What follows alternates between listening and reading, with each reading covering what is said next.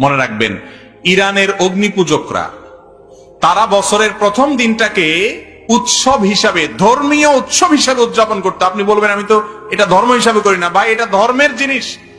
31st night উদযাপন করার এই সংস্কৃতি ধর্ম থেকে এসেছে। সেটা অগ্নিপূজকরা, প্যাগানরা তাদের থেকে এসেছে। ইতিহাস খোলেন, পড়েন, গুগলে সার্চ দিলেও পেয়ে যাবেন।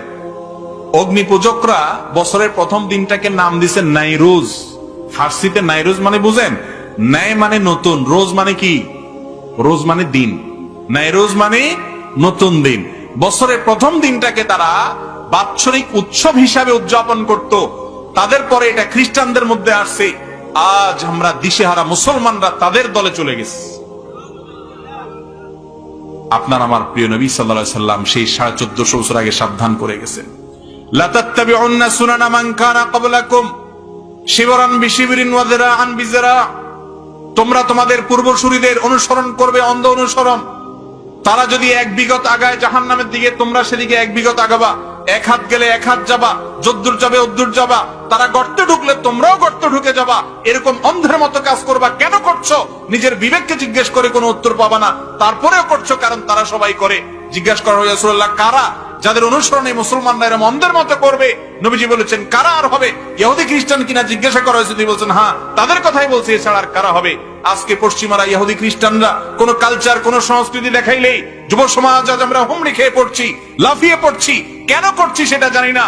যেই দেশে শীতের সময়, কনকনে শীতে উত্তরবঙ্গে মানুষ মারা যায়, যেই দেশে ফুটপাতে এখনো না খেয়ে শিশু মায়ের কোলে চোখের পানি ফেলে, সেই দেশে লক্ষ নয় crore crore billion billion dollar খরচ করা হয়, বিলিয়ন বিলিয়ন টাকা খরচ করা হয় শুধুমাত্র এই 31st নাইট উদযাপনের নামে। এটা কোন সভ্য সমাজের সংস্কৃতি হতে পারে? কিন্তু এটার বিরুদ্ধে কথা বলার মানুষ নাই। আমরা যারা এগুলোকে উইশ করছি, আবারও শুনে রাখেন, এগুলো প্যাগান প্রকৃতি পূজারী অগ্নিপূজকদের কাজ। মুসলমান কখনো বিধর্মীদের কালচার ধার করে আসার প্রয়োজন নাই। আপনি মিসকিন নন, আপনি সমৃদ্ধ, আপনি সচ্ছল। যে কালচার আপনাকে মুহাম্মদুর রাসূলুল্লাহ দিয়ে গেছেন, বছরে 2টা উৎসব দিয়ে গেছেন, সেই উৎসবের শিক্ষাটা একটু দেখেন। আর এই সমস্ত 31st নাইটের কালচারের শিক্ষা হলো ভোগ করো, ভোগ, আতশবাজি করো, ফুর্তি করো, বদমাইশি করো, হারামের ভিতরে হাবুডুবু খাও, নেশায় বুধ হয়ে যাও, হোটেলের বিভিন্ন প্যাকেজ আছে সেগুলো বুকিং দাও, পাগল এবং উম্মাদের মতো ভোগ করতে থাকো। ত্যাগের কোন শিক্ষা 31st নাইটে আছে? এই সমস্ত উৎসবে আছে? এমনিতেই যুব সমাজ আজ বিভ্রান্ত, এমনিতেই মোরালিটি নাই, এমনিতেই নীতি নৈতিকতা নাই, এমনি দিশেহারা, অস্থির। তারা কোন পথ নির্দেশ পাচ্ছে না।